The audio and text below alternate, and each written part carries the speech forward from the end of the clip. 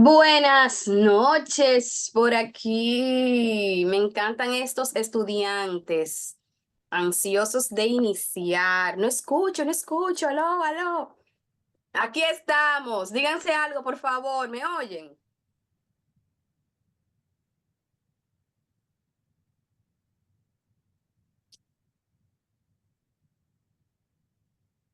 Aló, no me escuchan. Déjame ver aquí en el chat. Sí, se escucha. Bien. Eso es un niño bueno. Señores, aquí estamos una semana más. La gloria es para Dios. Estoy contenta de estar aquí eh, y de saber que la lluvia no pudo detener nuestra fiesta, ¿verdad? Así que, sin más preámbulos, siendo las 8:07, vamos a iniciar. Ya los demás que faltan, pues se irán integrando en el transcurso. Padre, gracias te damos por esta oportunidad de reunirnos nuevamente, Señor. Gracias porque tú respaldas el corazón que desea conocerte, que desea acercarse a ti.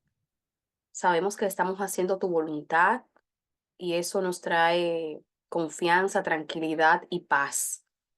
Te pedimos, Padre, que tu palabra cale en nuestros corazones, que seamos estudiantes hacedores, que todo lo que aprendamos, Señor, de ti, lo podamos aplicar en nuestra vida, en nuestro día a día, que podamos vivir con más sabiduría, Padre, con la sabiduría que viene de ti.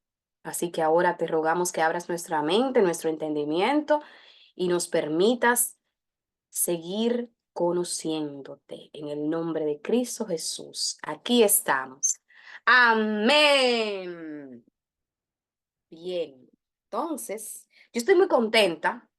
Ustedes saben que yo todos los jueves que puedo estar aquí con ustedes estoy contenta porque esto yo lo disfruto mucho, poder hablar de la Biblia, poder hablar de Dios, reunirme con ustedes, ver que el grupo está creciendo, cada vez más personas se interesan por unirse.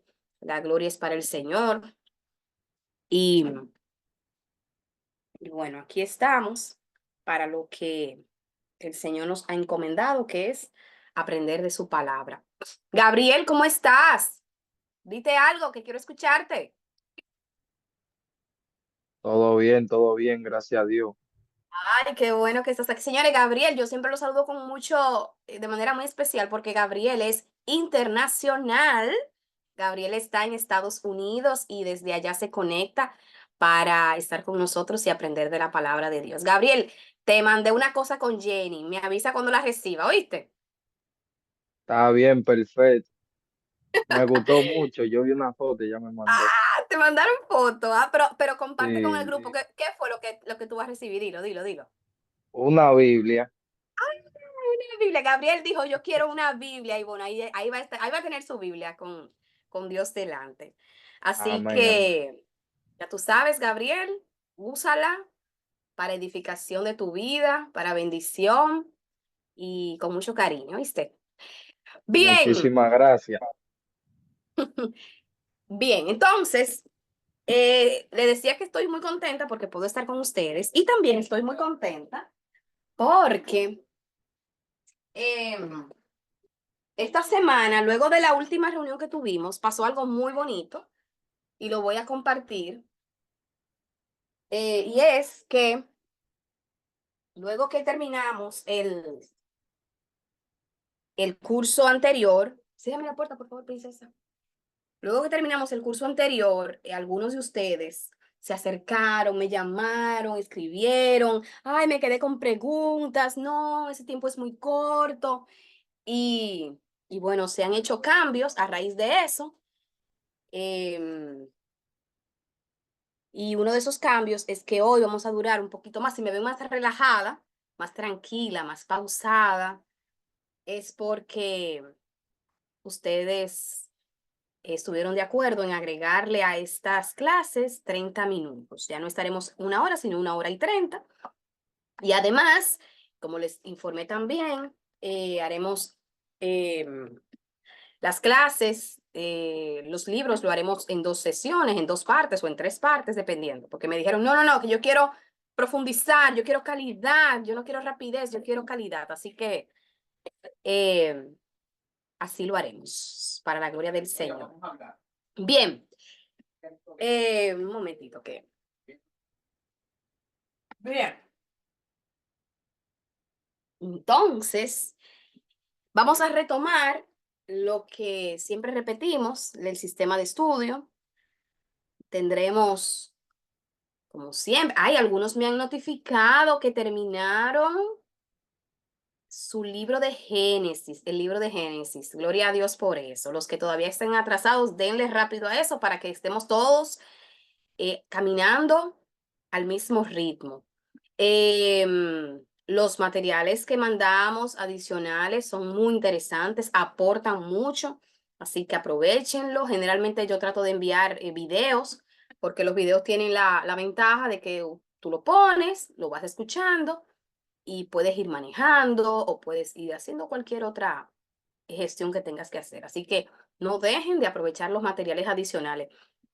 Y esas reuniones las vamos a tener una vez al mes. Y bueno, a raíz del cambio que hicimos con el tema del tiempo, del cronograma, entonces pensábamos que íbamos a durar un año. Estimo que como algunas lecciones durarán 2 semanas, entonces le sumamos ahí unos cuantos meses. Esperamos concluir en septiembre 2025, cuando será la graduación, la primera graduación de este curso de Biblia. Continuamos. Entonces, iniciamos a las 8 de la noche. Siempre me gusta dar 3 o 4 minutos adicionales para darles chance de entrar. Entonces estaremos estudiando de 8:10 a 9:10. Eso significa 1 hora de desarrollo del programa. Le dedicaremos 15 minutos al espacio de preguntas y respuestas, que hay una joven por ahí muy estudiosa que me puso a repasar, a refrescar, así que se lo agradezco mucho también, Marilali. Felicidades, terminaste el libro y fuiste la única que presentó preguntas. Señores, no me pueden coger fuera de base, porque hay preguntas que de verdad necesito profundizar, necesito orar, necesito repasar la Biblia, necesito buscar aquí, buscar allá para poder darle una respuesta clara y bíblica sobre todo. Así que las preguntas yo le agradezco muchísimo. Si cuando sea posible, no es que sea ley, pero si es posible, enviármela por el grupo y así me dan el chance. Y bueno, ya en los últimos 5 minutos de cierre. Seguimos. Génesis, curso de Biblia. Bueno, y como ustedes saben, Biblia en manos, que vamos a iniciar. Vamos a dar un repasito breve, solamente mención. Yo creo que todos los que estamos aquí estábamos también la semana pasada, o sea que es solamente un refresh.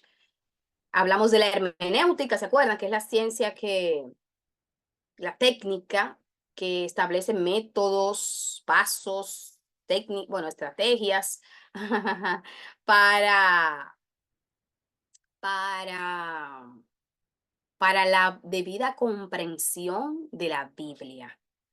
La hermenéutica estudia, bueno, la de la Biblia es esta, no, perdón.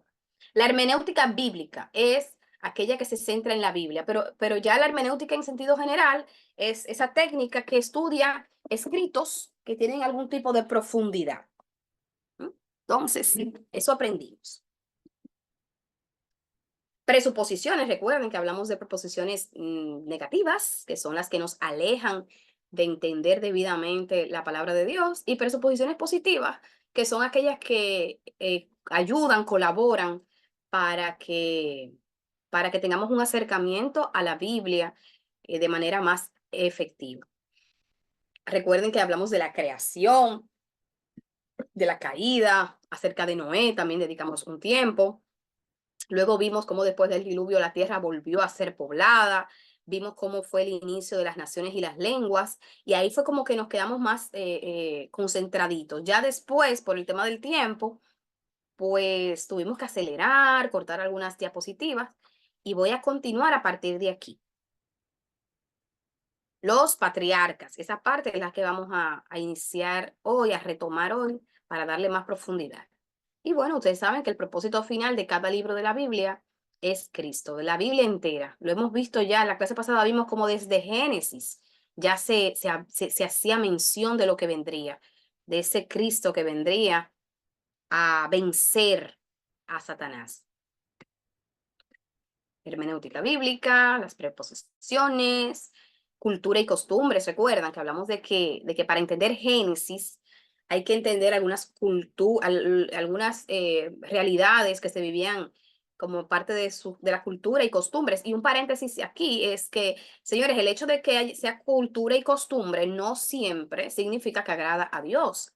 Eso lo podemos ver. Hay costumbres nuestras que no necesariamente eh, son vistas por Dios, son aprobadas por Dios.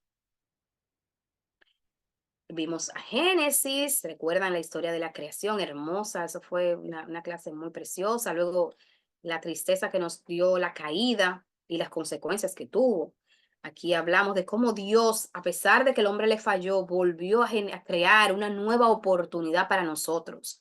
El Señor es un Dios de oportunidades, el Señor es un Dios de perdón, de misericordia. O caíste, no te preocupes, vamos a ver, yo estoy aquí para levantarte, estoy aquí para darte una nueva oportunidad, ven. Y ese es nuestro Señor, ese Señor que nos quiere cerca, que nos busca y que crea plan de salvación, creó un plan de salvación para nosotros. Recordemos cómo luego la tierra volvió a ser poblada a través de los hijos de Noé, Sem, Cam y Jafet. Ahí les di una nota interesante acerca de, entró alguien ahí que no identifico. Bueno, luego vimos cómo, recuerden que trajimos al presente la situación que se dio entre, el pueblo judío, ¿se acuerdan? Los palestinos y todo eso. Y cómo la Biblia es tan fiel, porque sin querer profundizar demasiado en esto, eso fue una maldición que se le dio a Cam, a Cam se le dio una maldición y se le dijo que él iba a servir eternamente a sus dos hermanos. Y de ahí podemos ver cómo esas tribus, esas generaciones han vivido todo el tiempo siendo, siendo objeto de luchas, de guerra, de tratar de alcanzar eh, lo que no les corresponde. Seguimos. El origen de las naciones y de los idiomas, eso fue muy interesante también. Aprendimos cómo fue que surgieron las naciones, cómo fue que surgieron los idiomas a través de la Torre de Babel. Y bueno, aquí vamos a retomar con la parte de los patriarcas. Y esto de los patriarcas es clave para el entendimiento yo diría que de toda la Biblia. Porque vamos a ver, ustedes van a ver cómo en Génesis habla de los patriarcas, en Éxodo, en Levítico, en Número, en toda la Biblia habla acerca de Abraham, de Isaac y de Jacob. Ellos fueron los patriarcas que el Señor utilizó y sobre quienes depositó su pacto, su promesa. Entonces, ¿qué es un patriarca? Bueno, en sociología, un patriarca es aquel hombre que ejerce autoridad como padre de una familia extensa. O sea, ya cuando hay un padre que tiene muchos hijos y es quien dirige la casa, ese hombre es el patriarca de la familia. En el Antiguo Testamento hay tres figuras principales eh, que son los que se reconocen como los patriarcas del pueblo de Israel. y fueron los primeros en seguir obedientemente la voluntad de Dios. Y en Hechos, Pablo, bueno, el escritor de Hechos, hace mención de los patriarcas. Óigame, Hechos está en el Nuevo Testamento, por eso les decía que si ustedes estudian el tema de los patriarcas, lo van a ver en la Biblia completa, porque Hechos está ya en el Nuevo Testamento y aún ahí hace mención de Abraham, de Isaac y de Jacob, y reconoce que ellos sirvieron a Dios y que Dios hizo pacto con ellos. Entonces vamos a hablar de Abraham, de Isaac y de Jacob como los depositarios de la promesa del pacto del Señor. Abraham. Señores, la historia de Abraham es hermosa, es preciosa y es fundamental, porque en Abraham es que se inicia el pacto de Dios con el pueblo de Israel. Abraham fue el primero de los patriarcas. Es considerado el padre de la fe y el padre de la promesa. El Señor otorgó, junto con el pacto, a Abraham una tierra. Y de eso quiero hacer una acotación en un momento. Dios desea que cada nación tenga posteridad y tierra. La antigua alianza con Dios es eterna, permaneciendo válida incluso cuando la parte humana ha sido infiel. Al resaltar esas preocupaciones, el editor abordó las preocupaciones del Israel exiliado y de los judíos y cristianos contemporáneos. Bien, les voy a ponérselo más digerible. Abraham vivía, déjenme poner aquí, ¿dónde fue que lo vimos? Aquí. Abraham vivía en Ur de los Caldeos. Abraham pertenecía al linaje de Sem, de los hijos de Noé. Abraham pertenecía al linaje de Sem. Les dije ahorita que Cam recibió una maldición por parte de su padre. Eso está en Génesis. Seguro que los que leyeron esa parte de Génesis saben de lo que estoy hablando. Y los que no, vamos a adelantarnos para que se pongan en contexto. Entonces, Noé, pero a Noé, Noé bendijo a Sem. Noé bendijo a Sem y lo declaró como un linaje bendecido por Dios. Y así fue. Y así fue, tanto así que Abraham salió del linaje de Sem. Y con Abraham fue que el Señor hizo pacto. ¿En qué consistió este pacto? Abraham vivía en una tierra en Babilonia, Mesopotamia del Sur, Babilonia, Caldea, y Abraham era un idólatra, era un pagano. No podemos caer en el error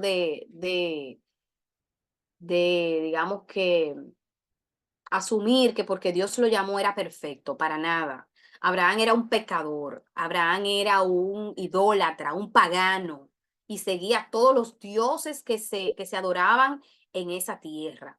Sin embargo, el Señor, dentro de su perfecta voluntad, hay cosas que simplemente se aceptan y no se preguntan. El Señor, dentro de su perfecta voluntad, llamó a Abraham de en medio de esa podredumbre y le dijo: Abraham, sal de tu tierra y de tu parentela y ven a una tierra que yo te voy a mostrar. Señor, la respuesta de Abraham, yo sé que ustedes lo leyeron, pero es interesante hacer la mención.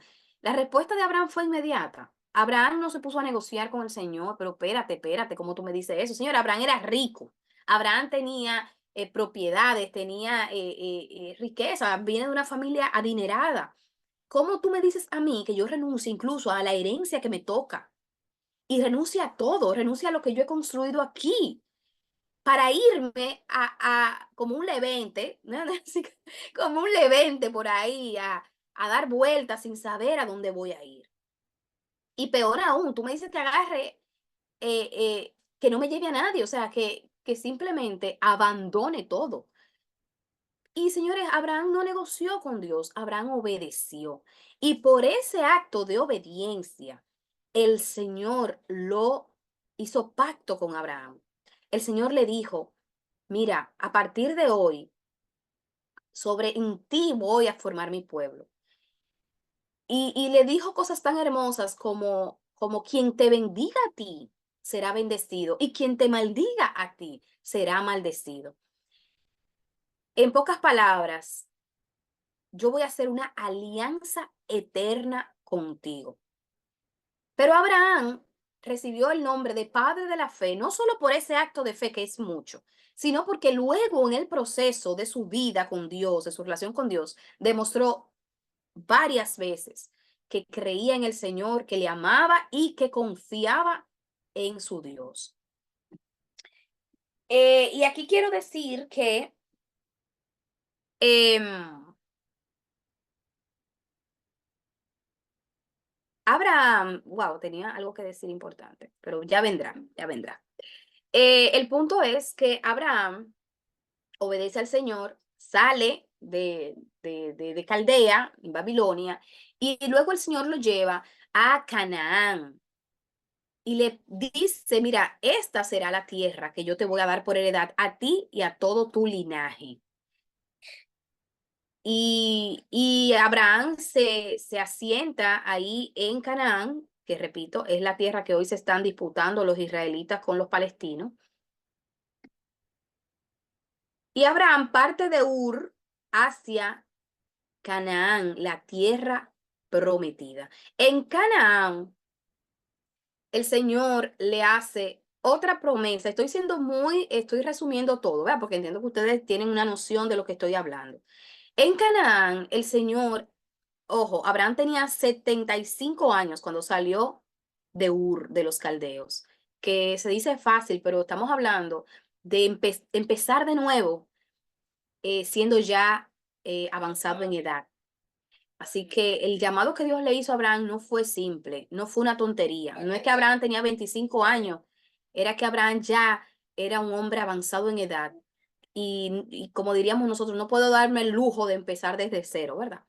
Pues Abraham empezó desde cero, confiando en el Señor. Y llegando a la tierra prometida, tiene a Isaac, su hijo, pero ustedes saben que detrás de Isaac hay una historia. Y es que ya Abraham era avanzado en edad y, y no había tenido hijos con su esposa Sara. Así que em, un día el Señor le promete a Abraham que haría a su descendencia como tan abundante, tan inmensa como las estrellas del cielo. A esto, imagínate, es difícil cuando ya yo soy un hombre de 85, 90 años, mi esposa ya también bastante adulta, no tenemos ni siquiera un hijo, y tú, Señor, me estás diciendo que harás mi descendencia tan inmensa como las estrellas del cielo. Pero Abraham creyó. Sin embargo, a pesar de haber creído, como les dije ahorita, hay costumbres y temas culturales que no necesariamente agradan al Señor. Estaba la costumbre de que si una esposa no podía tener hijos, podía dar a su esposo, a su sierva. Y los hijos que tuviera con su sierva, pues eran asumidos como propios. Y esto le pareció una vía, una salida a Sara. Pienso yo, estoy suponiendo que quizás Sara dijo, bueno, em, el Señor le prometió a Abraham un hijo conmigo, porque el Señor fue muy específico, le dijo con Sara, tu esposa, pero quizás el Señor se refirió a que sería de mi sierva, porque al fin de cuentas los hijos de mi sierva serían míos también. Y aquí aprendemos algo y es a no ayudar a Dios. Hay un refrán que dice, que Dios dice, ayúdate que yo te ayudaré. Eso no lo dice la Biblia. Y por lo general cuando queremos ayudar a Dios, cometemos errores. Cometemos errores y ustedes verán el error terrible que fue que Sara le propusiera esto a su esposo y que Abraham también lo haya aceptado. En definitiva, le da a su sierva Agar y Abraham tiene con Agar a un hijo que se llamó Ismael. Pero pasados los años, algunos 12 años después, o sea que tampoco fue de una vez, algunos 12 años después, em, Sara queda embarazada. Y ahí se da la disputa entre la sierva y Sara, porque las dos se sentían con derecho, una porque tenía al primogénito y la otra porque era esposa. Y dice la Biblia que entre ellas había contiendas, problemas, discusiones, y finalmente Abraham, creyendo en la promesa del Señor, alejó a Ismael, su hijo primogénito, de Isaac, el hijo de la promesa. Isaac, cuando ustedes escuchen el hijo de la promesa, bueno, ese es Isaac, que fue el hijo de la promesa que Dios le hizo a Abraham. Entonces, Abraham decidió alejar a su hijo Ismael de su hijo Isaac, y, y bueno, eso trajo conflictos eh, que aún lo vemos. Los árabes, por ejemplo, son descendientes del linaje de Ismael. ¿Tú estás viendo la Eh, televisión, Chichi? Apaga la televisión, Chichi. ¿Aló? Bien, continuamos. Nada, fue un momento cómico, señores, fue un momento cómico. Eh, entonces, Ismael, como les dije, fue el padre, es el padre, considerado el padre de los árabes. Y siempre hubo una disputa, y aún la hay, por quién es realmente el heredero de la tierra prometida y del pacto con Dios. Em, y bueno, ya esa historia es más profunda de lo que podemos hablar aquí. Isaac tuvo dos hijos. Ay, pero yo dejé esto acá. Déjenme ver. Entonces les decía, vamos un poquito más para atrás con Abraham. Bueno, les decía ahorita que el Señor otorgó junto con el pacto una tierra. ¿Qué pasa? El Señor llama a Abraham con la intención de él crear un pueblo. Y todo pueblo debe tener una tierra. Así es como Dios lo ve. Donde hay un pueblo, debe haber una tierra. Una tierra que los ubique, una tierra donde ellos sean, tengan identidad. ¿Y por qué hago énfasis en esto? Porque cada pueblo creado por Dios tiene una tierra, tiene un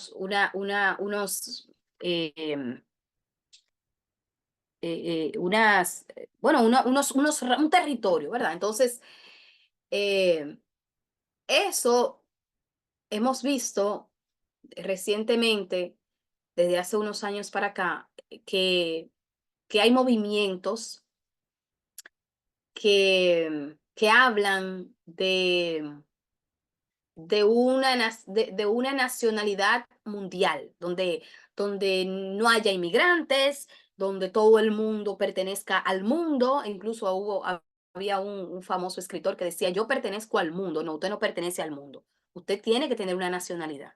Yo soy ciudadano del mundo, decía eh, un famoso escritor, que no recuerdo el nombre ahora. Y eso es una falacia, eso no es así. Donde hay un pueblo, hay una tierra. Y ese pueblo tiene el deber de defender el espacio terrestre que el Señor le concedió. Y ustedes saben más o menos por dónde voy. Seguimos. Entonces, el primer pacto se hizo con Abraham, y dice que por la fe de Abraham el Señor pactó con él por la eternidad. Él sería un símbolo perpetuo de fe y confianza en Dios y el padre del pueblo de Dios. Importante sobre los pactos.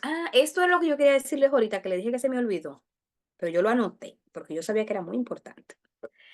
El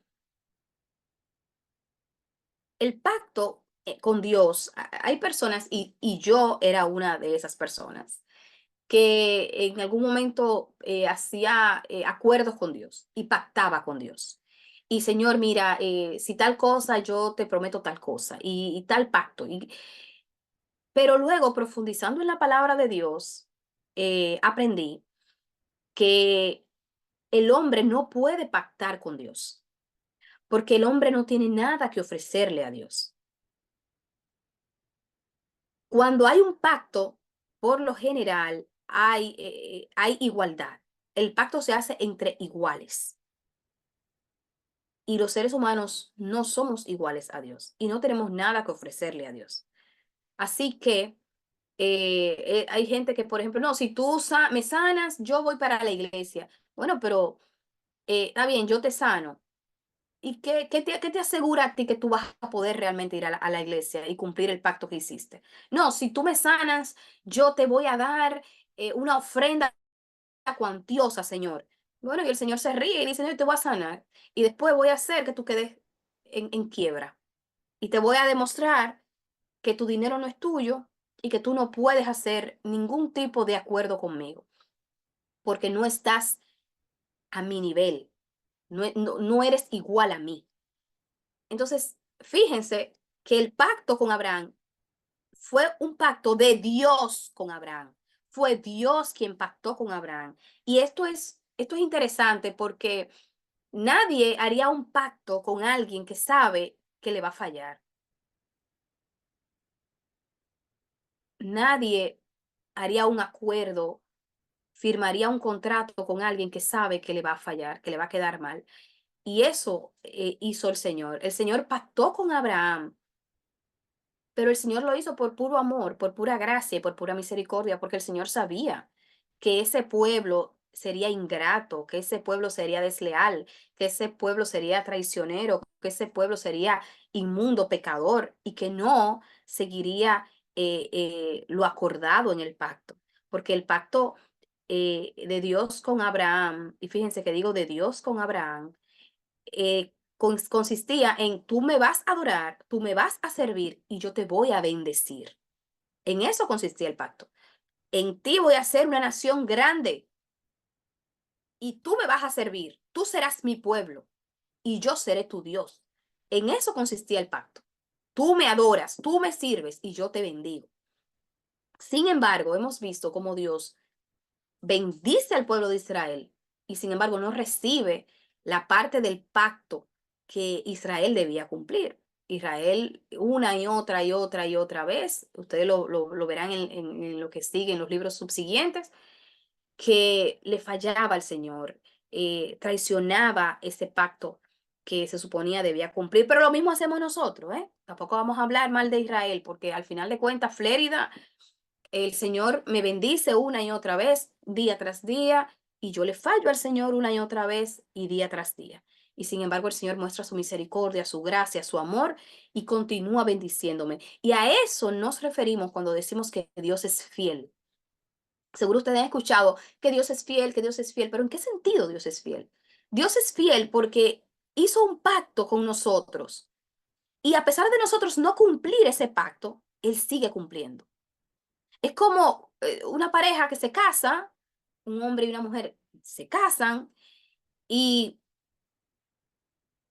hay uno de los dos que es infiel a ese acuerdo, no cumple con lo acordado, pero la otra parte dice, bueno, él es infiel, pero yo soy fiel. Eso, eso parece de novela, ¿verdad? Porque eso no se ve.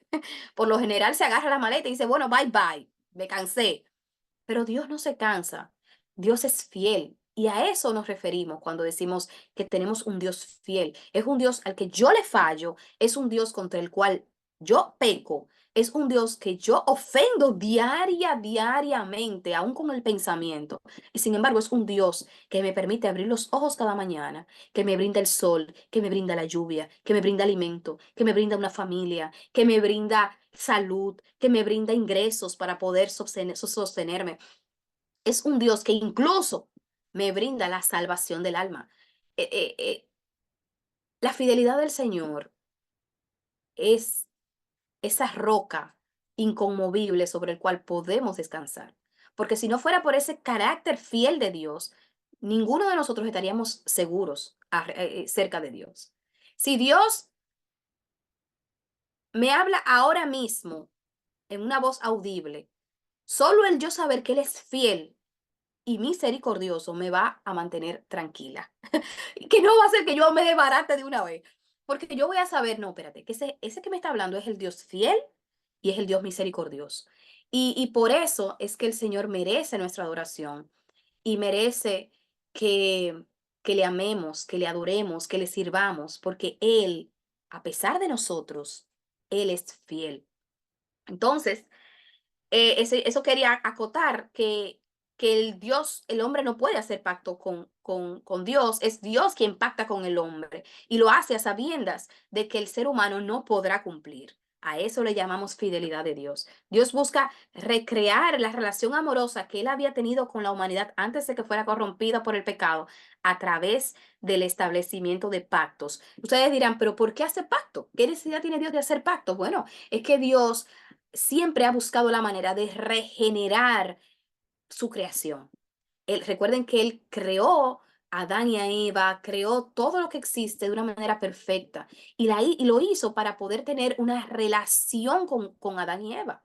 El Señor hablaba con Adán y Eva ahí de cara a cara, de tú a tú, y eso era lo que Él quería disfrutarnos. Los que tenemos hijos entendemos eso. ¿Por qué tenemos hijos? ¿Ustedes creen que uno tiene hijos porque quiere pagar colegio y quiere limpiar pamper y quiere ver sus finanzas afectadas? No, tenemos hijos porque queremos disfrutarlos, queremos tener una relación con ellos, queremos gozarnos con ellos, reírnos, abrazarlos, besarlos. Es por eso. Y a través de la paternidad podemos entender la razón por la que Dios creó al ser humano. Simplemente para disfrutarnos y poder tener una relación con nosotros. Y esa es la razón por la que él hizo pacto con Abraham, tratando no, porque Dios no trata, buscando la manera de volver a restablecer esa relación que él deseaba tener desde el principio. Y bueno, Isaac. Isaac eh, nos enseña mucho porque Isaac, Dios no hizo pacto con Isaac. Sin embargo, recuerden que Dios le prometió a Abraham, recuerden que Dios le prometió a Abraham que le daría una tierra, le daría la tierra de Canaán, esa fue una promesa. Eh, pero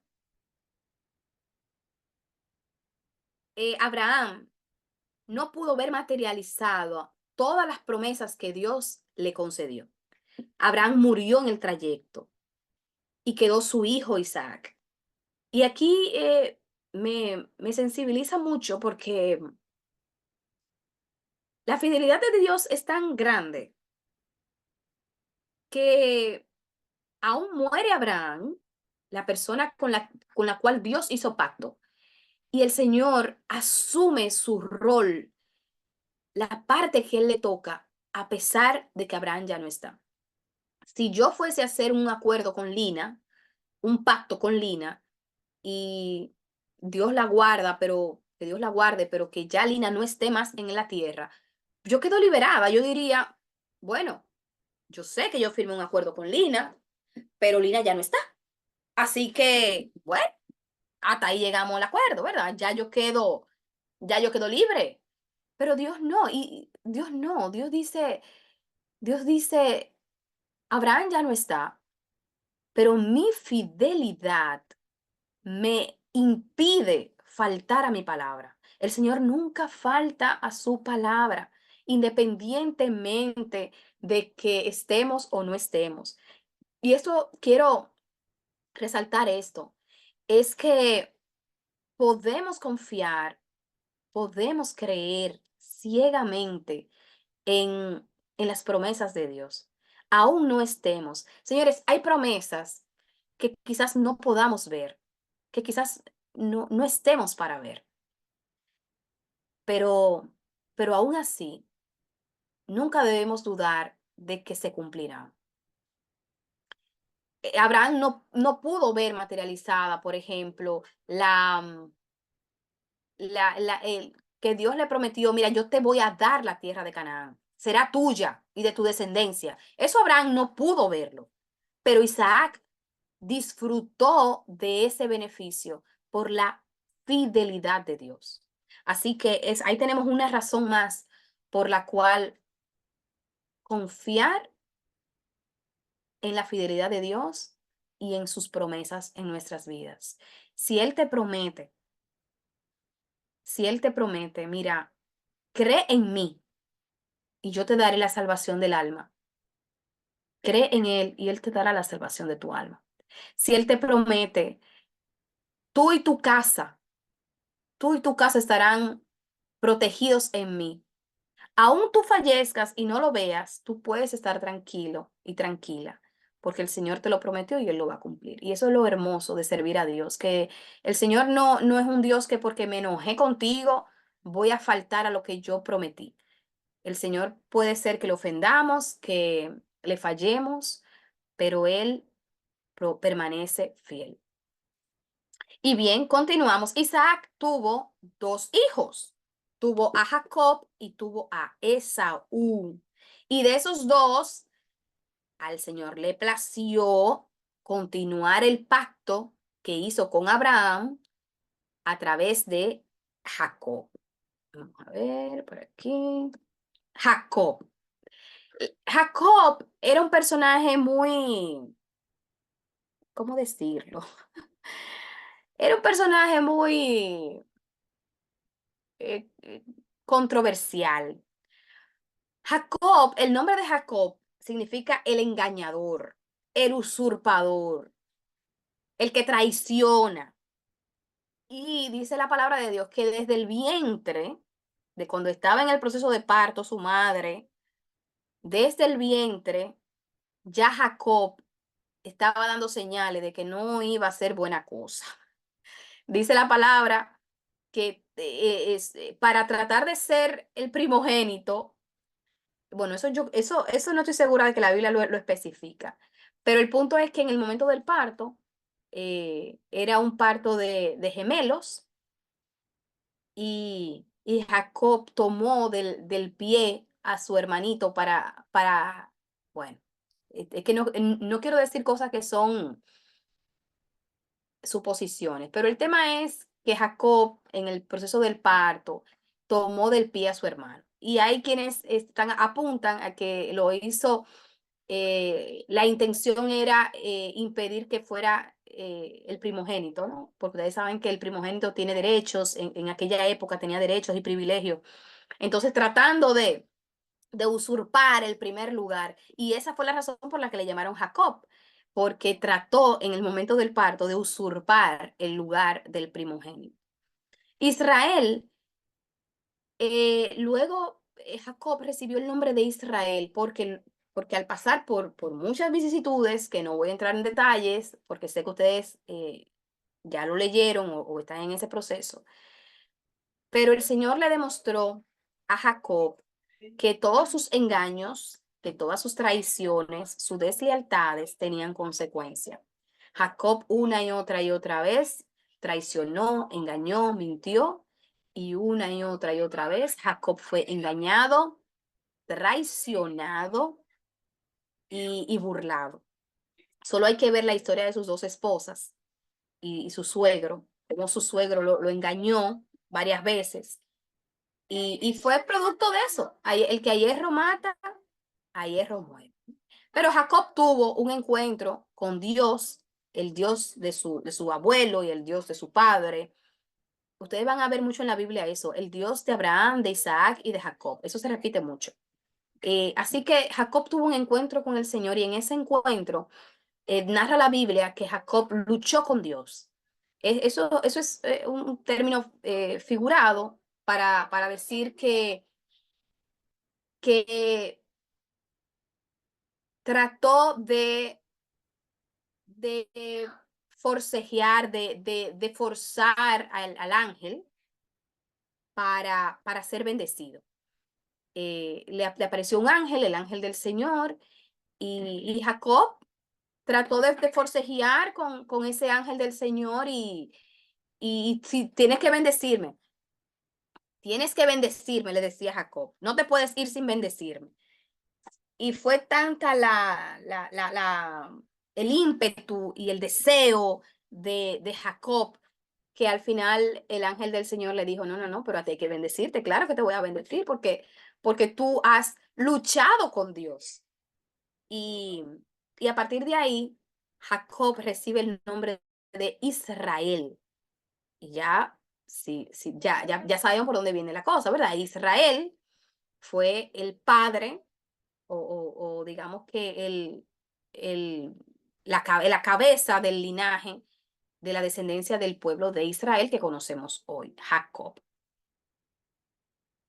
Bien, Abraham, Isaac, Jacob, Adán, Noé, el mismo José que ustedes van a leer ya al final del libro, hermosas historias, hombres que jugaron un papel trascendental eh, en términos de la historia del pueblo de Dios y que todavía hoy nos impacta, todavía hoy, milenios después, vemos cómo ese pacto continúa, cómo esa tierra prometida aún sigue siendo objeto de lucha, cómo la promesa del Señor aún continúa fiel, cómo el pueblo de Israel, milenios después, aún continúa siendo considerado el pueblo de Dios y en el mundo entero se reconoce como el pueblo de Dios. Em, y eso nos habla de la fidelidad del Señor. Y algo muy importante es que decía ahorita yo que jamás debemos caer en el error de pensar que porque Dios usa a una persona, esa persona es perfecta.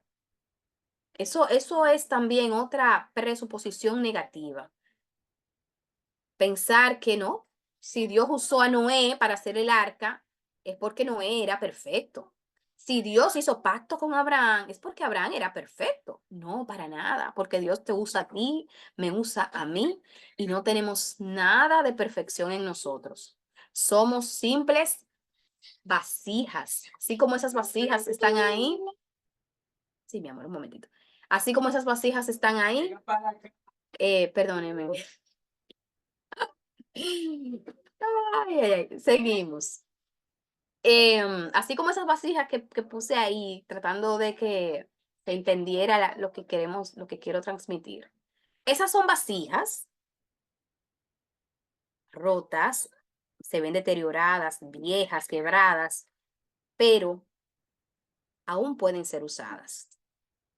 Aún pueden ser usadas. Y eso hace el Señor con nuestras vidas. El Señor es perfecto, perdón, experto. No. El Señor es experto usando vidas quebradas, glorificándose en vidas rotas.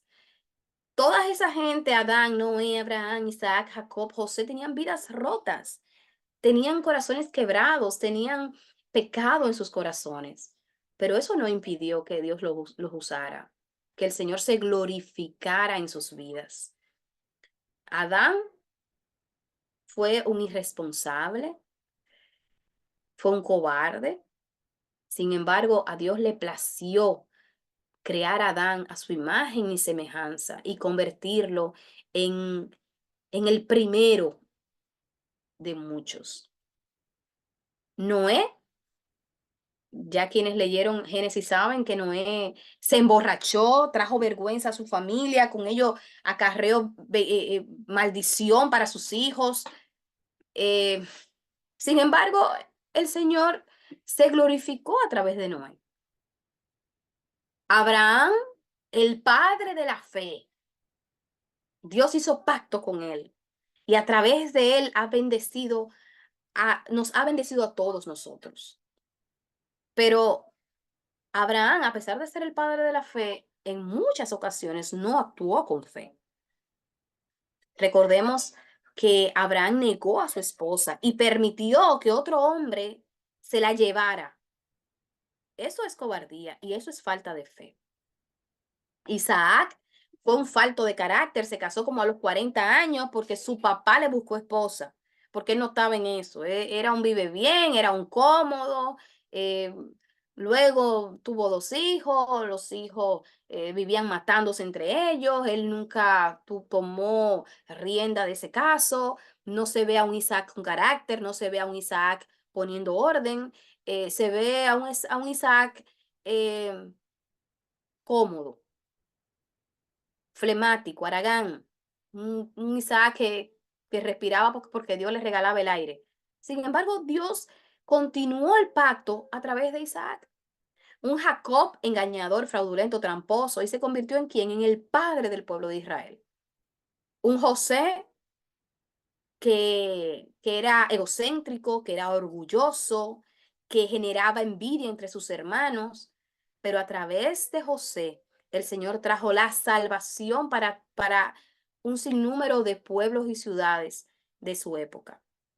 El Señor puede usarnos sin importar la historia que nos persiga, sin importar la niñez que tuvimos, los padres que tuvimos, la cultura, la crianza. El Señor, el Señor se quiere glorificar a través de nuestras debilidades. Olvidemos esa historia de que para que Dios nos use tenemos que ser grandes, tenemos que ser perfectos. Hay gente que dice, yo no me bautizo porque tengo muchas cosas que organizar en mi vida.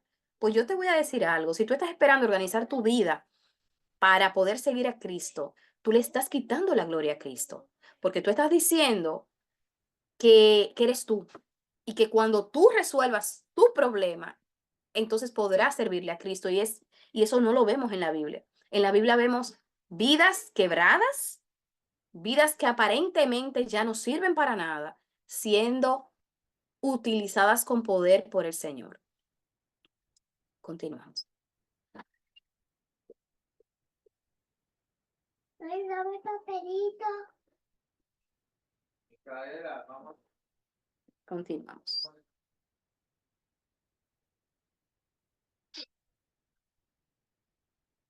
Bien. El propósito es mirar a Cristo. Ustedes saben que al final de leer toda la Biblia, desde el primer versículo de la Biblia hasta el último, estaremos viendo a Cristo. Y lo vemos ¿dónde? Lo vemos en un Adán que estuvo en un ambiente perfecto, nada le faltaba, tenía la misma presencia del Señor, hablaba con Dios cada día, lo podía palpar, lo podía ver, lo podía escuchar y aún así falló, aún así cayó en el pecado. Sin embargo, tenemos a un Jesús que vivió en este mundo perdido, siendo tentado por Satanás, un mundo lleno de aflicción, de dolor, que caminó en santidad. Así que, por un lado, tenemos a un Adán que trajo perdición al mundo frente a un Jesús que ofrece la salvación del mundo. En Noé también podemos ver la imagen de Cristo. A través de Noé podemos ver la misericordia del Señor al crear una nueva vía de reconciliación con el ser humano. Lo mismo que pasó con Jesús. Jesús fue esa vía que Dios utilizó, esa vía definitiva que Dios usó para reconciliarnos con Él, porque estábamos perdidos. Ustedes recuerdan que la semana pasada hablábamos de que Dios miró la tierra y dijo, oye, esta gente todo es maldad, tengo que destruirlos.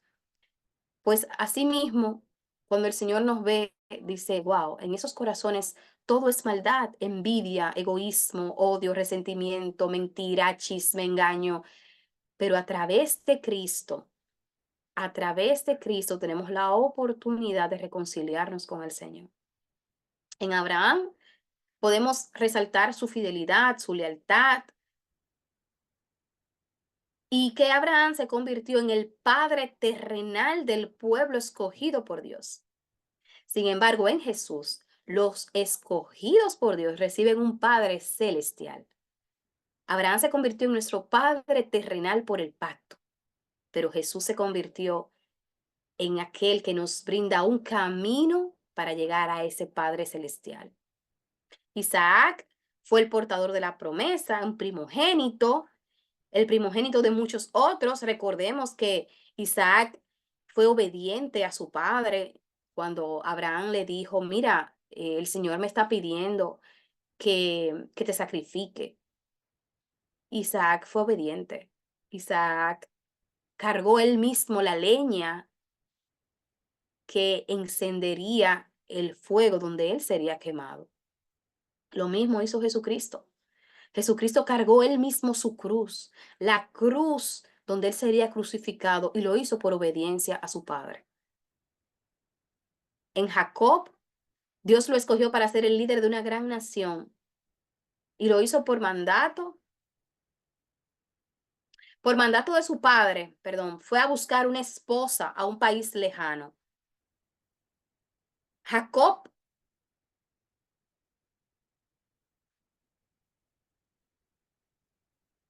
perdón, que me perdí ahí. Estaba hablando de Isaac. En el tema de Jacob, Jacob fue aquel que Dios utilizó para formar su pueblo, para formar el pueblo de Israel. De la misma manera, a través de Jesús, el Señor formó su pueblo, que es la iglesia. Ya para el Señor no hay Israel, no hay extranjeros, no hay aquellos que nacieron en un territorio específico. Ya para el Señor somos un pueblo santo a través de Jesús. Así que, y bueno, a través de José, recordemos que José fue despreciado por sus hermanos y fue rechazado. Y de la misma manera, Cristo fue rechazado por aquellos a los que él vino a salvar. Y eso conllevó que la salvación sea ofrecida a nosotros, los que no estábamos en la lista, pero que por misericordia y gracia el Señor nos permitió alcanzar la salvación. Así que la idea es que podamos ver a Jesucristo a través de todas esas personas que el Señor usó para traer bendición a la tierra, para traer bendición al ser humano y para traer bendición a su iglesia. Y bueno, el propósito es Cristo. Escudriñad las escrituras porque a vosotros os parece que en ellas tenéis la vida eterna y ellas son las que dan testimonio de mí. Esa es la cita que nos recuerda que toda la escritura da testimonio de Jesucristo. Y bueno, hablábamos de un paralelismo entre lo que fue la creación de los cielos y la tierra y la creación de un cielo y tierra nuevos que el Señor promete en Apocalipsis. Es decir, tenemos a Génesis por un lado, que es el primer libro de la Biblia y donde inicia el plan de Dios para con nosotros. Y tenemos del otro lado Apocalipsis, que es el último libro de la Biblia y donde concluye el plan de salvación que Dios tiene para nosotros. Así que está muy interesante esto. En un lado tenemos, es como el antes y el después de esa gente que hace dieta, que se ponen como dos fotos y dice un antes y un después. Bueno, así tenemos aquí, un antes y un después. El antes en Génesis, donde Dios ya hizo una noche y a esa noche que tenía tinieblas, perdón, a las tinieblas le llamó noche. Pero en Apocalipsis dice que al final, cuando ya Dios complete su obra redentora, no habrá más noche, no habrá más tiniebla. Dos grandes lumbreras había en Génesis, que era el sol y la luna.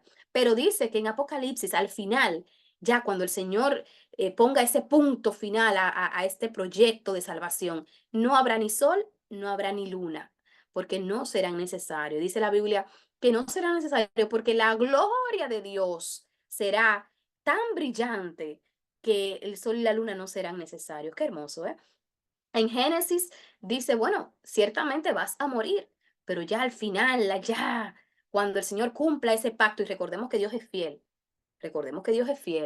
podrá pasar mucho tiempo, podrá ser que yo muera sin ver a Cristo bajar en la nube victorioso. Es posible que me muera antes de eso, pero ¿saben qué? Yo confío en la fidelidad del Señor y que si Él lo prometió, así será. Así que moriré tranquila esperando ese momento en el que el Señor me resucite, porque dice que al final no habrá más muerte. En Génesis aparece un Satanás y en Apocalipsis desaparece Satanás, es vencido por la simiente de Cristo. En Génesis entra el pecado, entra la inmundicia y ya en Apocalipsis dice que no entrará cosa inmunda en el cielo. No habrá pecado, no habrá maldad, no habrá malicia, no habrá mala intención.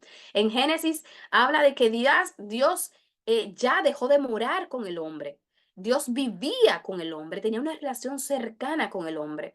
Y ya dejó de ser en Génesis a través del pecado. Pero luego en Apocalipsis, cuando todo sea restaurado, el Señor volverá a morar con nosotros. Qué hermoso. ¿Usted se imagina poder ver a Dios ahí sentado en su trono y poder contemplarlo sin ningún tipo de limitación, hablar con Él, poder acercarnos? Ay, qué hermoso, Señor, qué hermoso. En Génesis tenemos el triunfo de la serpiente. Ok, sí, tenemos que reconocerlo. Satanás venció en Génesis, sí, y es verdad que es el príncipe de esta tierra, y es verdad que tiene los seres humanos cautivos en el pecado, pero ¿saben lo que va a pasar en Apocalipsis? Cuando el Señor ya completa su obra redentora, es que el Cordero triunfará finalmente. ¿Se acuerdan de ese cordero que con el cual pudieron vestirse Adán y Eva con su piel? Esa piel de cordero que vistió a Adán y a Eva cuando estaban desnudos y apartados de Dios. Pues Cristo representa ese cordero que nos dará el triunfo final y que nos va a vestir en santidad para encontrarnos con el Señor. En Génesis vemos cómo se multiplican los dolores. A Adán vas a sufrir, a Eva vas a sufrir, pero en Apocalipsis ya no habrá más dolor. En Génesis teníamos una tierra maldita. O sea, recuerdan que el Señor le dijo, bueno, por tu culpa, Adán, la tierra será maldita, pero en Apocalipsis ya no habrá más maldición. En Génesis el hombre pierde el dominio. Ese dominio que Dios le dio sobre todo, el hombre lo pierde por su pecado. Pero en Apocalipsis dice que reinaremos con Cristo, seremos reyes nuevamente con Cristo. Qué hermoso. En Génesis nos cerraron la puerta del cielo. Vimos la puerta del cielo cerrada para nosotros. Pero en Apocalipsis las puertas del cielo serán abiertas nuevamente. En Génesis nos cierran el acceso al árbol de la vida. Pero en Apocalipsis tendremos acceso al árbol de la vida. ¿Y qué significa el árbol de la vida? Es Cristo, señores. Tendremos acceso completo a una relación plena con el Señor. Y aquí termina Génesis. Bien, díganme que están ahí, que no se han dormido, por favor. Presente. Ay, yo pensé, dije, se me fueron, se me durmieron. Yo no creo que se hayan dormido porque eso estaba demasiado bueno, demasiado interesante.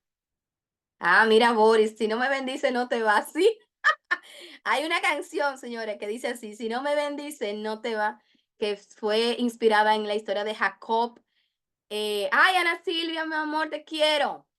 Em, la, hay una canción que dice así: si no me bendices, no te vas, que hace referencia a la lucha que Jacob tuvo con el ángel del Señor, tratando de que lo bendijera. Y es muy, muy bonita la canción, si pueden buscarla, muy bonita. Bien. Entonces ya están ahí, qué bueno, me alegra que no se hayan dormido. En esta parte tenemos la sesión de la sección de preguntas y respuestas. Tengo una lista aquí inmensa que ha mandado la excelente estudiante Marilali Germenos Mansur. La verdad es que merece un aplauso, señor, y yo estoy muy contenta con Marilali. Marilali es una joven muy aplicada, a pesar de que es madre de niños pequeños. Estoy declarando, ¿verdad? Que ya son dos. Pero bueno, Marilali está embarazada, señores. Y aún así, y con una niña pequeña, ya completó la lectura del libro de Génesis. Me consta que Marilali es una persona muy ocupada, con muchas situaciones, mucho trajín para aquí, para allá, pero eh, cuando uno se pone en la cosa, la voluntad tiene mucho poder. Así que te felicito, mi querida Marilali. Bien, entonces vamos a dar paso a las respuestas de Marilali. Que el Señor me ayude, me dé sabiduría y me permita poder responder de manera correcta. Bueno, Marilali, muy aplicada a ella, me fue presentando las preguntas por capítulos. Así que vamos a ver. En el capítulo 1 dice Marilali, bueno, Al principio no se comían animales, ni los animales entre sí. Lo pregunto porque se indica que el Señor dio plantas para alimentar a Adán y a Eva. Entonces dice, si es así, o sea que al principio solo comíamos plantas, ¿a partir de cuándo y por qué iniciaron a comer animales? Bien, recuerden que para comer animales hay algo que debe suceder. ¿Quién se atreve a decirme qué es lo qué tiene que suceder en el chat, por favor? ¿Qué tiene que suceder para que Adán y Eva comieran animales? ¿Qué implicaba que comieran animales? ¿Qué traía el comer animales? ¿No saben? Les diré. Comer animales en el jardín del Edén implicaba la muerte, implicaba matar. Y ya en el jardín del Edén, en la creación, la muerte no estaba contemplada. La muerte vino después del pecado. Así que sí, Marilali, en el principio Dios le dio toda planta del jardín para que ellos se alimentaran. No podían, es que no podían matar porque es que la muerte no existía. Entonces, ya dice, ok, entendí, perfecto. Ya luego que vino la muerte y que la tierra se puso difícil para Adán, bueno, pues, mijo, sálvate como tú, como puedas, ¿verdad? No, mentira, es un decir, porque sabemos que el Señor nunca le perdió el cuidado y la protección a Adán, y eso lo hemos visto detalladamente. Capítulo 3 dice, ¿para qué Dios colocó el árbol de la vida si no se podía comer? ¿Cuál era el objetivo? Esa pregunta es de las preguntas que nunca faltan. Si el árbol de vida representaba un problema o un riesgo, ¿por qué Dios puso el árbol de la sabiduría del bien y el mal en el huerto del Edén? Porque si sabías, Dios todo lo sabe, ¿cómo es posible? Entonces, eh, les voy a decir algo, yo no lo sé. La razón no la sé. Ahora bien, todo va a depender del enfoque con el que miremos las cosas. Porque es un enfoque bastante interesante. Porque si Dios conoce todo desde el principio, pone un árbol en el centro, porque dice la Biblia que estaba en el medio, que representaba un riesgo? Y yo diría, y yo lo enfocaría de otra forma, ¿por qué el Señor creó al ser humano a su imagen y semejanza? Lo enseñoreó de todo, le dio todo el poder sobre la creación, aún sabiendo que lo iba a traicionar. Cuando le damos la vuelta a la baraja, las cosas se ven diferentes. Pasamos de ver a un Dios quizás provocador a ver a un Dios exageradamente fiel, amoroso, paciente, tolerante. Dios sabía que ellos iban a pecar, que los iban a traicionar, y aún así los creó, aún así los hizo a imagen y semejanza, aún así les dio un jardín para que disfrutaran. ¿Qué Dios tan bondadoso tenemos? Qué hermoso ese Dios, que aún sabiendo que somos malos y que le vamos a fallar, el Señor nos bendice, nos guarda, nos protege, nos suple, nos da. Señores, pero el Señor nos bendice hoy y a los 2 minutos ya estamos nosotros fallándole al Señor. ¿Y sabe qué hace el Señor? Nos vuelve y nos bendice. Ese es el carácter de Dios. Así que, Marilali, la respuesta no la tengo. Pero en ese tipo de cosas me gusta ver todo, me gusta ver ambos lados de la carta porque así podemos entender mejor el carácter del Señor. Bien, continuamos. Dice que en capítulo 4, ¿por qué Dios castigaría a quien matara a Caín si él fue malo? En aquel tiempo se podían casar. Ok, vamos por parte. ¿Por qué? Ok, recordemos que Caín mató a Abel. Y el Señor lo castiga, le lanza una maldición tremenda a Caín. Le dice, por lo que has hecho, nada, vas a hacer, no te va a ir bien en la vida. La maldición exacta era, si mal no recuerdo, que la tierra no le iba a devolver su esfuerzo. Es decir, por más que tú trabajes, por más que tú te esfuerces, tú siempre vas a estar en la miseria. Vas a sufrir la miseria. Todo el tiempo vas a tener necesidades, vas a tener precariedades, vas a tener escasez. Nunca tendrás un futuro exitoso. Ese fue la maldición que Dios le lanzó a Caín. Y Caín en medio de eso le dice, un momento, Señor, está bien, yo me voy, porque el Señor lo expatrió, lo desterró. Y Caín le dice, bueno, Señor, pero es que hay un problema, es que va a llegar un momento en el que alguien me va a encontrar por ahí y me va a matar, porque, quién sabe, quizás ya era parte de la costumbre, que el que hierro mata, hierro muere. Y el Señor le dice, no, tranquilo, yo voy a poner una señal en ti y hay de aquel que te toque, nadie te va a tocar. Y se pregunta Marilali, ¿por qué el Señor lo protegió si él cometió asesinato contra su hermano? Bueno, lo que pasa es que hay que ver cuál era el propósito de Dios. Quizás el propósito de Dios no era destruir a Caín. Quizás el propósito de Dios era simplemente reprenderlo, era que él pudiera en algún momento, en medio de su aflicción, arrepentirse de lo que hizo. Porque es así, a veces Dios destruye, pero otras veces Dios nos pone en situaciones difíciles para que nosotros recapacitemos. Dios es así. Dios tiene un propósito con cada vida. Y pensemos que con Caín el Señor tenía el propósito de que en algún momento él se sentara y en medio de su dolor, de su aflicción, él pudiera arrepentirse de corazón y alcanzar el perdón del Señor.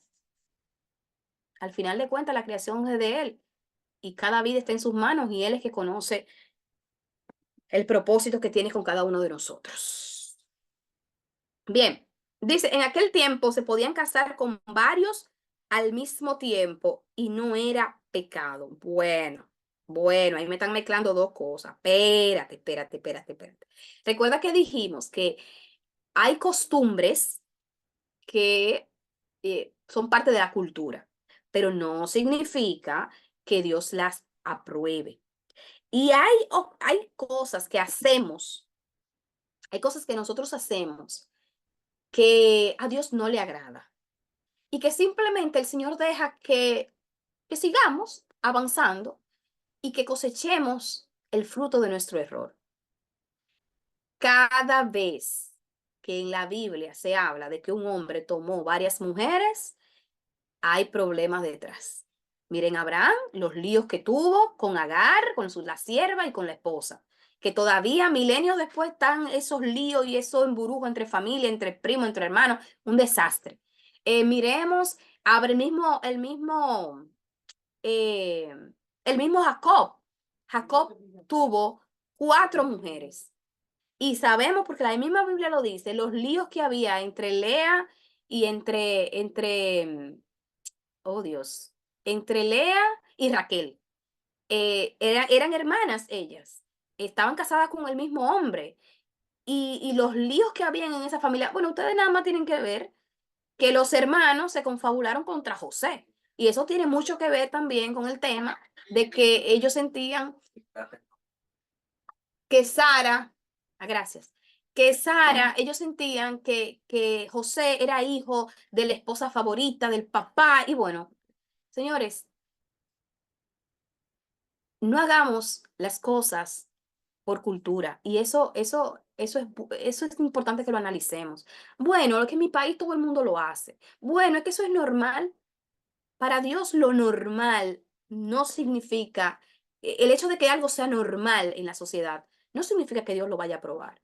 Y créanme que cuando andamos lejos de la voluntad del Señor, hay consecuencias. Así que es posible que el Señor lo haya aprovechado, porque eso es otra cosa. El Señor puede usar algo negativo y convertirlo en bien. ¿Y por qué lo digo? Bueno, que un hombre tomara varias mujeres, eso no estaba en el plan de Dios. Dios hizo a Eva y a Adán. Hizo a un hombre para una mujer y una mujer para un hombre. Em, sin embargo, y digo quizás porque estoy especulando, es posible que el Señor haya utilizado esa costumbre de que un hombre tomara varias mujeres para poblar la tierra. Sabemos que un hombre puede embarazar varias mujeres al mismo tiempo y de esa manera se acelera la población del mundo. Entonces, eso en parte contribuyó a la sociedad, a la población. Ya luego, en el Nuevo Testamento, cuando Cristo viene y comienza a enderezar todas las cosas que estaban torcidas, entonces ya se deja claro, no, espérate, un momento, que ustedes hagan eso no significa que esté correcto. Entonces Cristo viene a poner las cosas en orden y a decir claramente qué es lo que a Dios le agrada y qué es lo que a Dios le desagrada. Yo espero haberte contestado, querida. Bien, a ver, Edgar me dijo que me faltó algo, que salté uno, dijo. En aquel tiempo. Ah, ok, no, Edgar, yo no me salté nada, yo estoy en orden. Bien, capítulo 5. ¿Dios se llevó a Enoc sin que muriera? Sí, efectivamente. Tenemos que aprender a conocer a nuestro Dios. Nuestro Dios es imprevisible, se me fue la palabra. Pero el caso es que no hay forma de saber, eh, no hay forma de conocer el corazón de Dios. El Señor tiene sus caminos perfectos y eso nos ayuda a confiar en sus caminos. Saber que los caminos del Señor son más altos que los nuestros, que sus planes son más perfectos que los nuestros, nos ayudan a confiar en Él. Sí, el Señor se llevó a Enoc, dice la palabra que se lo llevó de paseo, lo sacó a caminar con Él y simplemente caminando se lo llevó al cielo. Entiendo que Enoc debió haber sido un gran hombre en medio de una sociedad corrompida. Debió haber, bueno, la Biblia lo dice, no es que me lo estoy inventando, la Biblia habla de la integridad de Enoc. Y Dios quiso glorificarse en la vida de él y simplemente se lo llevó a pasear y en el paseo, cuando vino Enoc a darse cuenta, ya estaba allá en el cielo con el Señor. Qué hermoso, ¿eh? Qué lindo. Pero no es la primera vez, no es la única vez que pasa. Sí es la primera vez que la Biblia lo registra, pero hay otros casos en los que el Señor, en los que personas que están aquí en la tierra, pues simplemente ascienden al cielo. Está el caso de Elías, que el Señor así mismo en una nube de fuego, en un carro de fuego, se lo lleva así de una manera bien histriónica. Uf, se lo lleva así envuelto en fuego y cosas para el cielo, y él no vio muerte. Jesús, por ejemplo, estaba vivo y simplemente ascendió al cielo y se fue al cielo. Así que sí, respondiendo a tu pregunta, sí. Enoc no vio la muerte y se fue con Dios. Qué hermoso. Capítulo 6. Hijos de Dios tuvieron relaciones sexuales con las mujeres. Ajá. Los hijos de Dios eran. Ajá. Bueno. Sí, sí, eso es un punto donde hay muchas líneas de pensamiento. El tema de que, ok, la pregunta que hace Marilali es, la Biblia en el capítulo 6 de Génesis habla de que los hijos de Dios tuvieron relaciones sexuales con las hijas de los hombres y esa relación dio hijos, y esos hijos eran gigantes. Entonces pregunta Marilali a qué se refiere con hijos de Dios, e hijas de los hombres. Entonces, esa cita es bien, no es muy clara, la verdad, y ha dado muchas teorías. Así que lo que les voy a decir simplemente son las diferentes perspectivas, los diferentes análisis para que ya ustedes en oración y profundizando más al respecto puedan crearse su propio criterio. Uno es que y es por donde yo más me alineo, la verdad, es que los hijos de Dios representan ángeles, ángeles que se fijaron en mujeres de aquí de la tierra, hijas de los hombres. Los hijos de Dios se fijaron en las hijas de los hombres, y esa relación de mujeres humanas con ángeles, seres celestiales, pues dio una descendencia diferente, dio gigantes. Y eso de los gigantes, la ciencia lo hay hallazgos de gigantes en la Tierra, así que pueden profundizar más al respecto. Otra línea de pensamiento es que, em, que los hijos de Dios se refieren a aquellos que seguían al Señor y que se constituían en hijos de Dios, y que las hijas de los hombres eran mujeres pecadoras,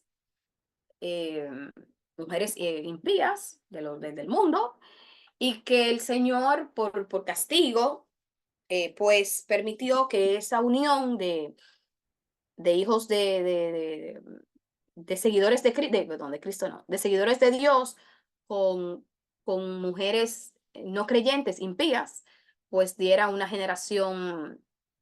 como, digamos, malformación, que tuvieran una malformación los hijos y que diera el traste con que tenían estaturas inmensas.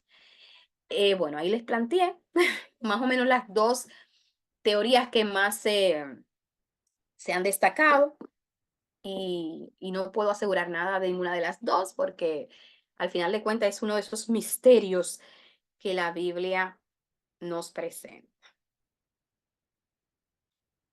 Vamos a ver, los hijos de Dios eran ángeles, si mal no recuerdo. Entonces, ¿por qué Dios, que todo lo permitió eso, tenía algún objetivo? Bueno, recuerden que Dios permite cosas, aunque no sea su voluntad. Chocó, ¿verdad? Pero eso tenemos que tenerlo claro. Dios permite cosas para que veamos las consecuencias de nuestras acciones y para que cosechemos el fruto de nuestras decisiones. No creamos tampoco que Dios anda por ahí bloqueándonos cada mala decisión. El Señor nos aconseja, el Señor nos deja su palabra escrita para que sepamos por dónde caminar. El Señor, si tiene que mandarnos un consejero que nos llame, que nos visite, lo hace. Pero al final, el Señor permite que tomemos decisiones y también permite que cosechemos resultados. Bien, ya casi estamos terminando.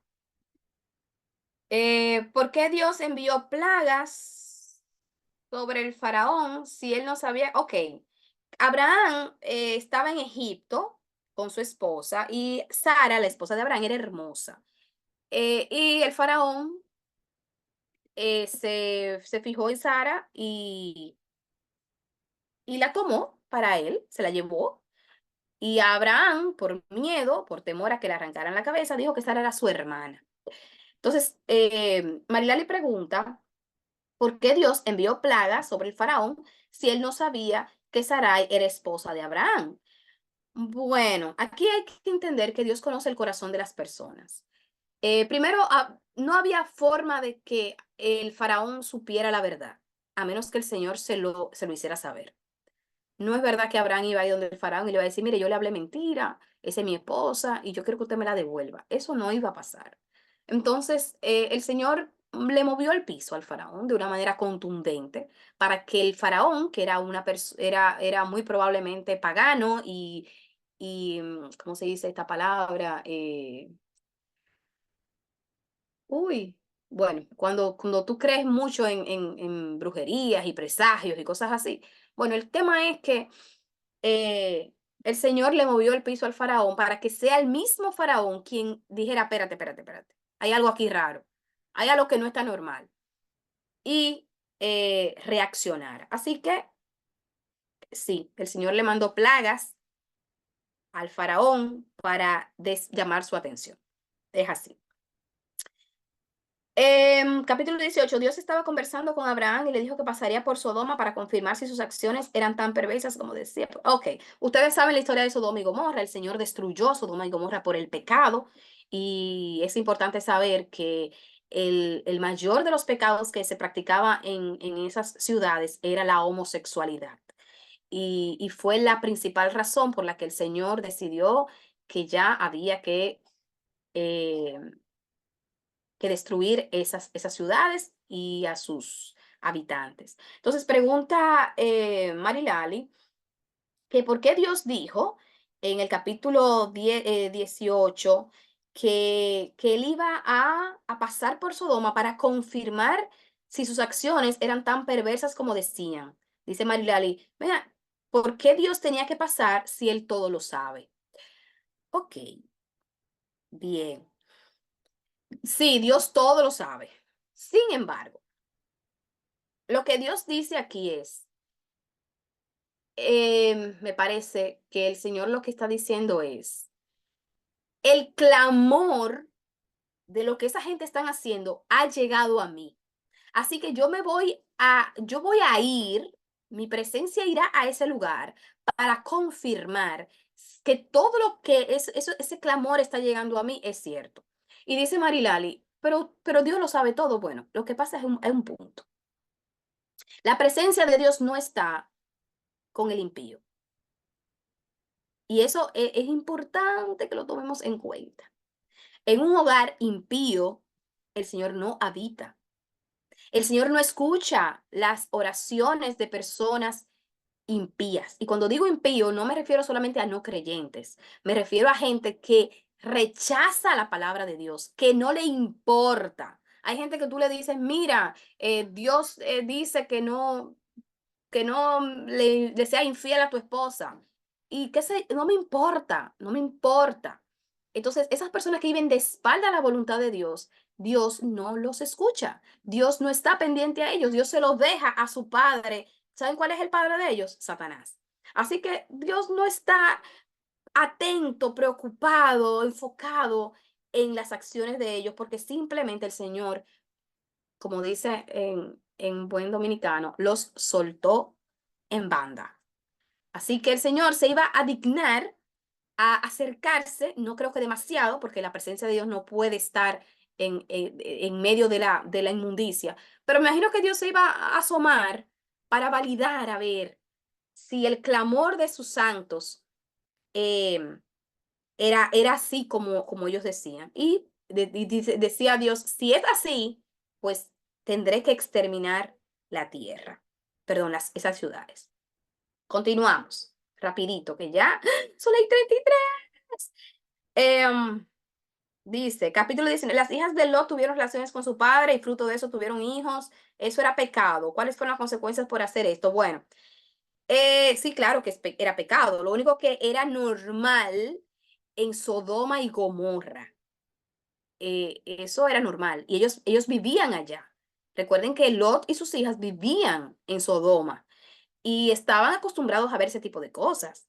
Así que las hijas de Lot tuvieron relaciones con su padre, señores, una cosa horrible, y salieron embarazadas las dos.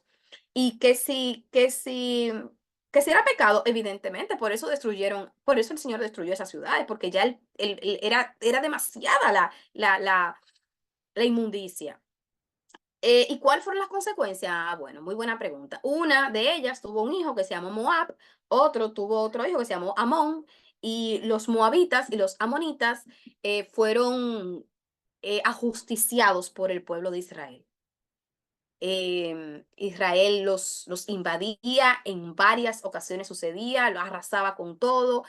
Por eso es que la semana pasada yo les decía que debemos confiar en la justicia de Dios. Vamos a ver cosas horribles, como que el Señor le dice a su pueblo, vayan a tal nación y destruyan a todo el que vive ahí. Y eso a nosotros como seres humanos nos hace, nos achina la piel, ¿verdad? Pero hay que confiar en que Dios conoce las razones. Y sí, las consecuencias de ese pecado eh, fueron muy notorios, créanme que sí.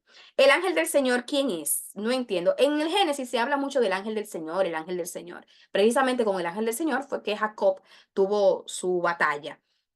Pues, sin abundar mucho en esa parte, porque también es bueno que ustedes puedan profundizar, el ángel del Señor es Jesucristo. Cuando se habla del ángel del Señor es Jesucristo. Em, Jesucristo en varias partes de la Biblia se presenta como ángel, pero no como cualquier ángel, se presenta como el ángel del Señor. Así que cuando ustedes en la Biblia lean el ángel del Señor, no es cualquier ángel, porque la Biblia dice un ángel, pero cuando se habla de el ángel del Señor, se refiere a Cristo. Bien, incluso en Apocalipsis habla de que el ángel del Señor va a luchar contra Satanás. Así que por ahí va la cosa. Capítulo 20. Abimelech creía que Sara era hermana de Abraham. Ajá, Dios puso ok, aquí pasó lo mismo. Abimelech era un gobernador que Abraham otra vez negó que Sara era su esposa. Así que este gobernador tomó a Sara para llevársela. Era hermosa, Sara era hermosa, según dice la Biblia. Y este gobernador vio a esta mujer hermosa, una extranjera, y se la llevó. Y pregunta Marilali que por qué si él no sabía que ella era casada, porque Dios los castigó y puso estéril a todas las mujeres de su casa, efectivamente. Parte de la sacudida que Dios le dio a Abimelech para que él reaccionara y se diera cuenta de lo que pasaba, era que generó esterilidad en su casa. Eso da la impresión, eso nos hace saber que Sara probablemente duró varios meses y cuidado en la casa de Abimelech. Sin embargo, dice la Biblia que Abimelech nunca la tomó por mujer. O sea que era un tema muy de orgullo, muy de ego, muy de si esa mujer se ve bien, tiene que ser mía, tiene que vivir en mi casa, tiene que ser de mi propiedad, aunque yo no la necesite, aunque yo no vaya a tener nada con ella, pero es un tema de ego, de orgullo, de corazón duro. Así que Dios a esos corazones duros los sacude fuertemente. Así que tratemos de no tener corazones duros, porque los corazones duros el Señor sabe muy bien cómo ablandarlos. Y eso hizo con Abimelech. Hizo que durante todo el tiempo que Sara estuvo ahí, ninguna de sus mujeres pudiera concebir. Y ustedes saben que eso para los reyes, los poderosos de la época, la cantidad de hijos que tenían medían su fuerza. Así que los hijos eran prácticamente como decir el, la fuerza y la posibilidad de continuidad que tenía su reino. Así que al golpearla con esterilidad, le estaba golpeando el ego, le estaba golpeando el orgullo. O sea, ese hombre tenía, ¿cuántas? 10, 20 mujeres y nine, y no quedaban embarazadas, ya le estaba golpeando el orgullo a Abimelech. Bien. Ay, perdón. Falta otra pregunta, déjame ver. Creo que ya estamos terminando. Capítulo 30. En aquel entonces podían casarse con varias mujeres, incluyendo las siervas que le daban hijos. Bueno, yo creo que ya hablé sobre esa parte, de que hay cosas que no es que no sean pecado, es que son costumbres y sí ofenden a Dios. Capítulo 32. Jacob luchó con Dios y con los hombres. No entendí eso, le dislocaron la cadera. ¿Con quién fue que luchó? Luchó con el ángel de Jehová, con el ángel del Señor. Eh, y sí, parte de la lucha fue que lo dejó cojo. A partir de ese momento, Jacob cogió toda su vida eh, por esa lucha que tuvo con el ángel, aunque sí fue bendecido. A partir de ese momento, el Señor le dijo, ya no te llamarás más Jacob, que es engañador, ahora te llamarás Israel, que es padre de mi pueblo, será mi pueblo escogido. Qué hermoso. Y última pregunta de Marilali. El Señor le quitó la vida al hermano de Onán por ser una mala persona, pero luego encontró mal que Onán no quisiera embarazar a la esposa de su hermano fallecido y mató a Onán. Ok, los pongo en contexto. Ya es la última pregunta para irnos.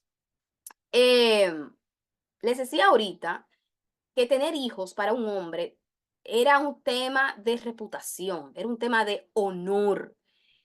Eh, y al mismo tiempo, cuando una mujer no podía darle un hijo a un hombre, eh, en aquella época eso podía hacer sentir muy mal a la mujer. La mujer se sentía deprimida, se sentía triste, sentía que no valía, porque al final de cuentas ese era como el objetivo de los hombres, de expandir su generación, su descendencia.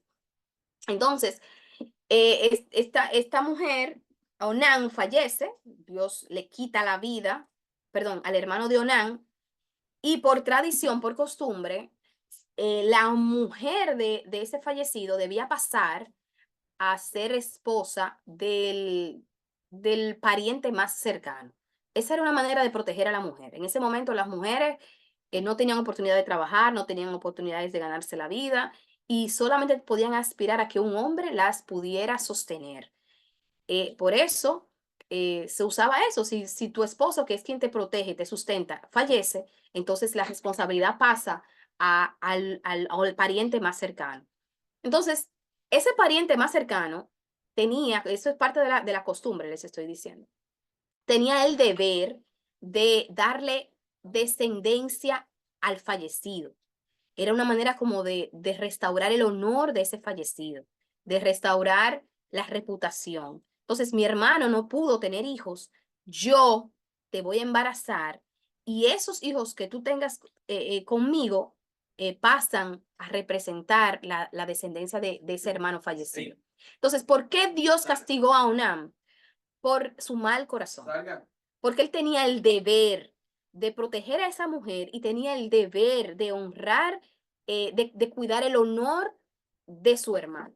Sin embargo, por maldad en su corazón, por egoísmo, bueno, en fin, por todo lo que nosotros también tenemos en el corazón, él hacía trampa. Él dice la palabra de Dios que él tenía relaciones con esa mujer, pero eh, evitaba preñarla. Y eso era maldad. Maldad con esa mujer que tampoco iba a tener descendencia y maldad contra su hermano. Así que espero haber respondido. Señores, gracias por su paciencia y la gloria es para Dios. Espero que hoy hayamos aprendido mucho. Edgar, ¿tú estás ready?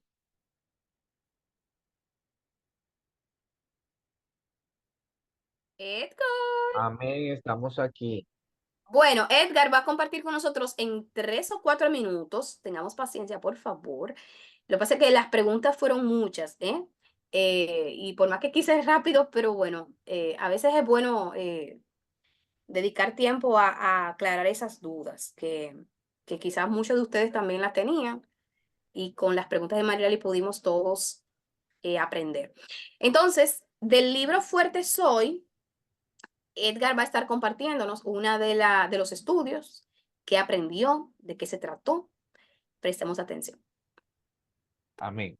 Bueno, acerca del libro Fuerte Soy, perdón, hay una, está realmente viviendo, el tema se llama Viviendo en Mansedumbre, basado este devocional o esta reflexión en el capítulo 50 versículo 20 de Génesis, la cual cito brevemente: vosotros pensasteis mal sobre mí, mas Dios lo encaminó a bien para hacer lo que vemos hoy, para mantener en vida a mucho pueblo. Realmente la mansedumbre eh, hace una breve descripción de qué consiste, que es la manifestación del Espíritu Santo, el cual también es bastante necesario en estos días de violencia y tantas cosas malas que vemos. La mansedumbre también pues nos la define como que es la manera sencilla de cómo uno poder refrenarse cuando uno tiene poder de hacer cosas. Inclusive ya cuando hay una refrenda para hacer mal al que me hace el mal, o como mencionó ahorita Florida, el ojo por ojo y diente por diente. Y también hubo una frase que me llamó bastante la atención, que a veces podemos en nuestra maldad creer: "Ah, no, yo no hago mal, yo soy perfecto, yo soy muy bueno", pero nadie puede llamarse manso hasta que no haya encontrado la capacidad o la situación en la que pueda vengarse de quien le ha hecho pues algún mal. Hace también referencia en la Biblia de un ejemplo de mansedumbre en un personaje que entiendo que todos conocemos, y aquellos que no todavía no hayan llegado a este capítulo, que es José, que viene del linaje de Jacob, que fue traicionado por sus hermanos y como consecuencia de esa traición, pues fue esclavizado, fue encarcelado, entiendo, o sea, vivió en soledad y posiblemente, tal vez, pues ninguno de nosotros tengamos esa capacidad o hemos experimentado toda esa maldad que pudo vivir José por esa decisión que tomó ahora su senado de venderlo. Eh, siendo nosotros como seres también humanos comunes, eh, pudiéramos haber creado un plan maquiavélico, diría yo, aplicando el ojo por ojo, diente por diente, para vengarnos de aquellas personas que nos puedan hacer el mal. Sin embargo, luego ya del propósito que tenía Dios con José, que era perfeccionar su carácter, y viendo todas esa mala crianza que lamentablemente aprendida de generación en generación de José a Isaac, y ya cuando se nace producto de la relación de Isaac con Rebeca, pues sus hermanos, y su hermano Esaú y Jacob, pues lamentablemente esas cosas se repiten. Sin embargo, valga la redundancia, el Señor quiso perfeccionar el carácter de José en esa macedumbre, de dándole ya poder y ser una autoridad importante en Egipto. Él pudo haber dañado a sus hermanos cuando ellos fueron a Egipto. Sin embargo, en esa hemordiar, a veces eh, Dios permite que ocurran cosas negativas en nuestras vidas, pues Él tiene un propósito, es moldear nuestro carácter. Y Dios pues puso un corazón de misericordia adelante de sus hermanos y no usó el poder para bendecir.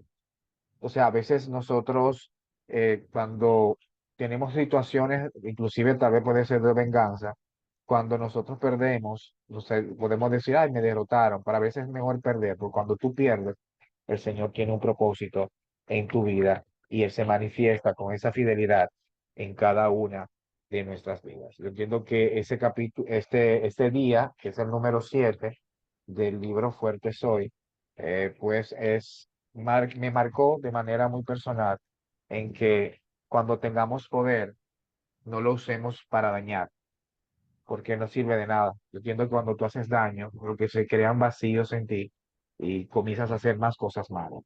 Esa fue la lección que me, me impactó y comparto con ustedes lo que pude aprender. Dios le bendiga a todos. Padre, gracias te damos por esta noche maravillosa en la que pudimos continuar creciendo en ti. Gracias por todas las lecciones de vida que tú has puesto en nosotros hoy. Ayúdanos a implementarlo. Ayúdanos, Señor, a que podamos con tu palabra, Señor, a través de tu palabra, crecer como seres humanos y sobre todo crecer en nuestra relación contigo. Gracias porque hoy vimos a un Dios fiel, a un Dios que cumple promesas, a un Dios de pactos, a un Dios que generación tras generación, sin importar cuánto tiempo pase, no falla, no falla su palabra y no falla su promesa. Gracias, Padre. Gracias por todos estos personajes maravillosos que nos demuestran que tú puedes usar cualquier vida, la vida más caída, la vida más deteriorada, la vida más quebrada, en tus manos puede brillar, en tus manos puede ser de gloria y en tus manos puede ser exitosa. Te amamos, Señor, y como demostración es este deseo que tenemos de conocerte más, de acercarnos más a ti, Señor, y de ser perfeccionados en tu palabra. Gracias, gracias por aprender de la vida de José, de su mansedumbre, Señor, que a pesar de tener todo el poder del mundo en ese momento, pudo dar amor, pudo ser de ayuda y pudo perdonar. Y eso lo hizo precisamente porque te amaba, porque te servía, Señor, y porque te creía. Creía en tu justicia y creía en tu propósito para su vida. Ayúdanos a creer en tu propósito. Gracias otra vez te damos y que durante toda esta semana podamos aprender más de ti, pueda nuestra sed de leer la palabra de Dios aumentar y y afianzarnos más en tu palabra. En el nombre de Cristo Jesús. Amén. Amén. Gracias, clase. Un abrazo a todos. Gracias por su paciencia. Nos vemos, nos encontramos la próxima semana. Que Dios les bendiga. Amén.